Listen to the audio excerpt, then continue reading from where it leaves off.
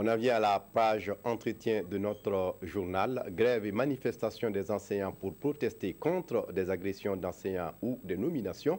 La situation des mandatés en cette fin de mois de novembre. L'actualité au ministère de l'Éducation nationale est aussi bousculée que brûlante. Je le disais en titre, le ministre Jean-Martin Coulibaly est notre invité. Bonsoir, monsieur le ministre, et merci de venir répondre à nos questions. Bonsoir, monsieur Kindo. Oui, et juste une réaction à propos de ces agrégations. 17 agrégés en médecine, du renfort pour la médecine burkinabé, une satisfaction pour le gouvernement dont vous faites partie. Une très grande satisfaction, je dois le dire, et dire que cette satisfaction, c'est le couronnement de l'ardeur au travail, de l'engagement, et c'est ce que le gouvernement veut promouvoir. Il faut que les Burkinabés sachent que on ne peut réussir que par le travail et encore le travail. Donc je voudrais ici très chaleureusement féliciter les lauréats et les souhaiter bon vent, qu'ils réinvestissent ces connaissances-là au profit de meilleurs soins pour les populations. Oui, je le disais en titre, il y a un certain nombre de problèmes au niveau du ministère de l'Éducation nationale. D'abord, à Manga, l'agression d'un enseignant qui a occasionné l'arrêt des cours depuis quelques jours à présent. De quoi s'agit-il exactement? Il faut dire que c'est vraiment une situation proprement regrettable, un acte inqualifiable, que le gouvernement voudrait condamner vraiment avec toute énergie, parce qu'il n'est pas admissible qu'un parent d'élève de surcroît lève la main sur un enseignant, quelles que soient les raisons qu'on pourrait avancer.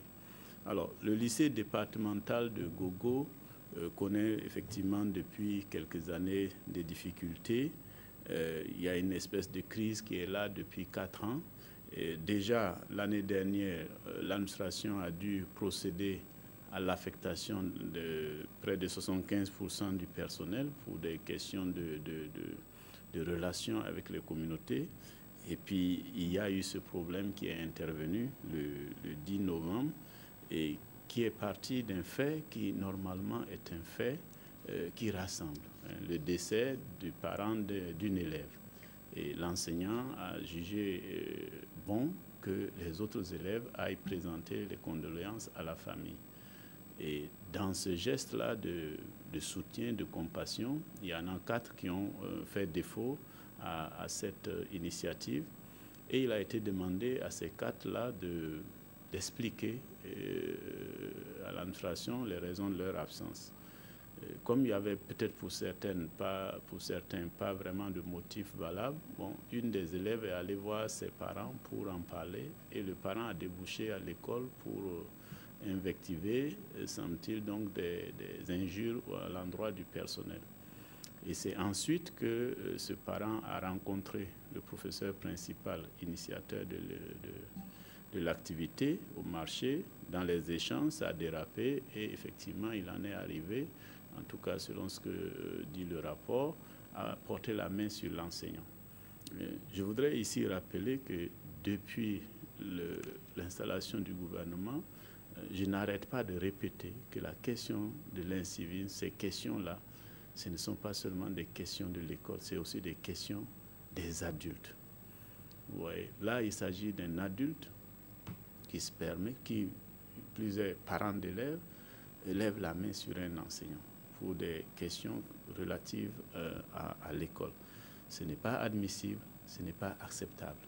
Maintenant, il faut aussi, à côté de ça, je voudrais inviter les enseignants à entendre aussi l'appel qui leur a été lancé par la communauté qui est de là-bas, parce que très rapidement, les responsables coutumiers, religieux, le curé, l'imam, le chef coutumier ont pris à bras le corps le problème. Ils ont exigé que le parent en question présente des excuses publiques, reconnaisse qu'il n'a pas agi correctement. Et je crois que nonobstant tout cela, c'est aussi dans les rapports humains, c'est des choses qui arrivent. Et quand on demande pardon, on présente les excuses, il faut qu'en face aussi, on sache aussi accepter cette demande de pardon-là. Et c'est à ça que j'invite les enseignants en disant que, bon, cela est arrivé, ça ne devait pas arriver, mais vu la mobilisation de la communauté, quand même, l'engagement de ces différents responsables-là, il faudrait que les enseignants sachent aussi écouter cet effort-là qui est fait et ces engagements qui sont pris et remettre le système de l'école en fonctionnement assez rapidement. C'est en tout cas ma demande ce soir à leur adresse. Oui, et depuis quelque temps, ces enseignants, selon certaines sources, estiment qu'il faut également un acte fort du gouvernement pour que, sur tout le territoire, on puisse ne plus constater ces actes souvent portés à l'encontre de ces encadreurs, de ces éducateurs. Je voudrais dire à ce sujet, c'est quelque chose qui est collectif. Un gouvernement ne peut pas décréter quelque chose. Il y a des règlements et des lois qui sont là, qui protègent l'ensemble des citoyens. J'ai d'ailleurs ouï dire que l'enseignant en question a porté plainte contre le parent qui l'a violenté et les textes lui permettent de faire ça. Au-delà de ça, je vois difficilement un gouvernement prendre d'autres mesures qui vont au-delà de ces textes qui existent déjà. Ce que je dis, c'est d'inviter les parents que nous sommes à accompagner d'une autre façon les enseignants à qui nous confions l'éducation de nos enfants. Nous devons être des partenaires de proximité de ces enseignants, discuter avec eux, avoir le souci de comment ça se passe entre eux et nos enfants, et donc améliorer nos relations avec eux. C'est une délégation que nous faisons à l'école de prendre une partie de la responsabilité qui est la nôtre. Nous devrions avoir d'autres rapports avec les enseignants et c'est à ça que j'invite vraiment tous les parents du Burkina. Et soyez proches de vos enseignants, soyez communicatifs, aidez les enseignants plutôt que d'être ceux-là qui mettent en difficulté les enseignants dans leur rôle capital pour tout pays. Je rappelle que l'éducation, c'est le fondement du développement de tout pays. Oui, et à Gawa également, une nomination fait beaucoup de bruit et il semblerait que c'est un inspecteur de l'enseignement primaire qui a été nommé et que les enseignants du secondaire recusent. Qu'en est-il exactement et comment le gouvernement compte aplanir toutes ces difficultés pour qu'il n'y ait pas un effet boomerang sur le territoire? Bon, c'est une question à laquelle j'ai déjà répondu plusieurs fois et j'ai souvent expliqué qu'il a plu au chef de l'État d'avoir une vision holistique de ces différents niveaux de notre système éducatif et que les questions de hiérarchie de cette façon dans des nominations n'étaient pas tout à fait une réalité. Parce que quand vous prenez le niveau du préscolaire et du primaire, l'enseignant, l'inspecteur de l'éducation de base, là, il est au sommet de la pyramide. Vous prenez le secondaire, l'inspecteur de l'enseignement secondaire est également au sommet. Donc, on ne peut pas dire que si les uns et les autres se retrouvent en situation de collaboration par une nomination, qu'il y a mise en sous-ordre. Jusqu'à présent, je m'évertue à expliquer cela. Mais au-delà de tout cela, j'ai indiqué que j'étais très ouvert pour que l'organigramme soit relu afin d'y corriger ces situations si les gens estiment que leur vision est celle qui doit prévaloir parce que nous devons tous avoir un consensus pour pouvoir travailler ensemble pour le bien de notre système éducatif. Donc, à Gawa, ce que je n'ai pas compris, c'est qu'ayant quand même pris l'engagement, selon les demandes qui ont été formulées, de relancer la relecture de l'organigramme, qu'on refuse de travailler et qu'on me demande de nommer une autre personne dans le cadre d'un organigramme qu'ils récusent eux-mêmes. J'ai demandé qu'on attende l'aboutissement des travaux de la relecture de l'organigramme et que dans ce cadre-là, les nouvelles propositions qui vont en sortir vont nous permettre de faire de nouvelles nominations en conformité donc avec ces propositions-là.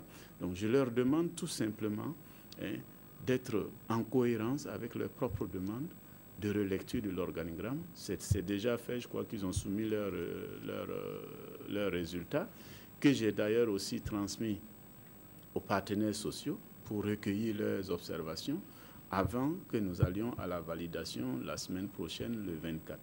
Donc nous n'en sommes plus tellement loin. Je pense qu'il est proprement inutile de mettre en difficulté notre système pour une question qui a déjà trouvé une réponse à leur demande. Et donc ces propositions vont régler pour longtemps ces questions de nomination? C'est le cahier des charges que j'ai donné au comité qui a été mis en place à cet effet. Et puisque ce sont les syndicats eux-mêmes qui ont porté cette préoccupation, j'espère que leurs propositions, tout en étant réalistes, applicables, vont permettre de régler ces questions-là. C'est de leur propre responsabilité aussi d'amener les propositions pour permettre de régler cette question. Parce que, comme je l'ai dit, nous avons eu cette vision qui ne semble pas être partagée par eux.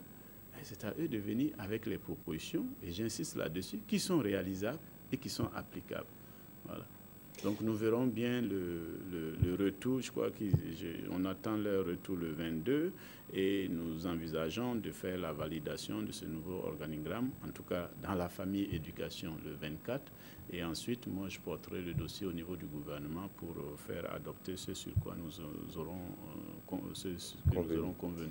Oui. Et on termine, Monsieur le ministre, par ces mandatés de novembre 2016.